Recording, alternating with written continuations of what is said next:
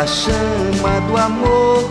Sou missionário e mesmo pequeno, sirvo alegre ao reino de Deus.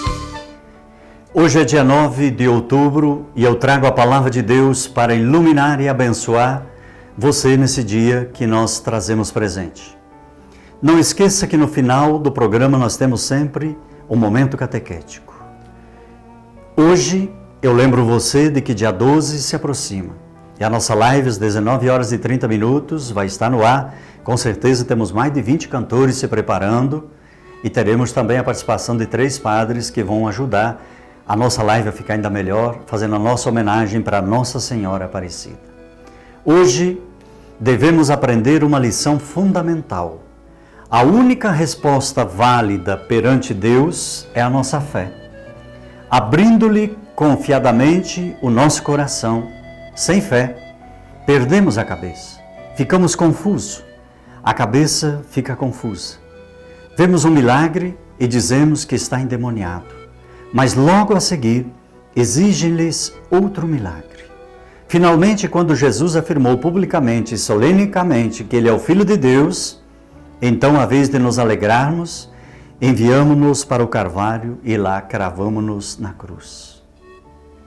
Estamos bons da cabeça? É claro que quem não está comigo, diz ele, espalha. O Evangelho de hoje, ele traz uma mensagem muito importante, por isso eu gostaria que você tomasse a sua Bíblia no capítulo 11, nos versículos 15 a 26, e você vai acompanhar essa leitura comigo, e nós vamos ver junto que Jesus diz: naquele tempo, depois que Jesus tinha expulsado um demônio, veja o que aconteceu. Jesus estava expulsando um demônio que era mudo. Quando o demônio saiu, o mudo falou e as multidões se admiraram. Mas alguns deles disseram: é por Beelzebu, o chefe dos demônios, que ele expulsa os demônios. Outros, para pôr Jesus à prova, pediam-lhe um sinal do céu. Olhando para o Evangelho de hoje, nós vemos que Deus é aquele que está sempre presente, onipotente e misericordioso. Hoje Jesus é cheio de compaciência, ou seja, Jesus tem uma paciência incrível. Ele revela a onipotência de Deus e é o próprio Deus a usar de misericórdia. E nisto se manifesta de modo especial a sua onipotência. As palavras que nós podemos tomar hoje de São Tomé ou de São Tomás de Aquino, nós podemos perceber uma coisa: nos fala direto, mostra como a misericórdia divina não seja de modo algum um sinal de fraqueza, mas antes de qualidade da onipotência de Deus. É por isso que a liturgia, numa das suas coletas mais antigas, convida a rezar assim: Senhor, que dais a maior prova do vosso poder, quando perdoais e vos compadeceis. Deus permanecerá para sempre na história da humanidade, como aquele que está presente, aquele que é o próximo providente, santo e misericordioso. Paciente e misericordioso é o binômio que aparece frequente no Antigo Testamento para quê? Para descrever a natureza de Deus. E com o olhar fixo e no seu rosto misericordioso, podemos individuar o amor da Santíssima Trindade, porque ela revela o quê? A missão que Jesus recebeu do Pai.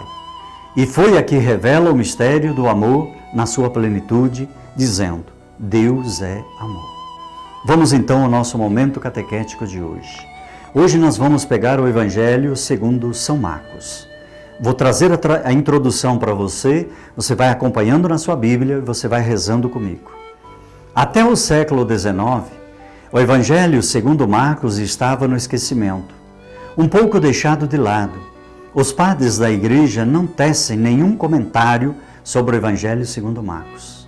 Pensava-se que o Evangelho de Marcos era uma síntese das atividades de Pedro, pois Pedro é uma figura com bastante destaque neste Evangelho, sendo descrito como uma pessoa sem mácula. Pedro é mostrado em Marcos como uma pessoa ideal.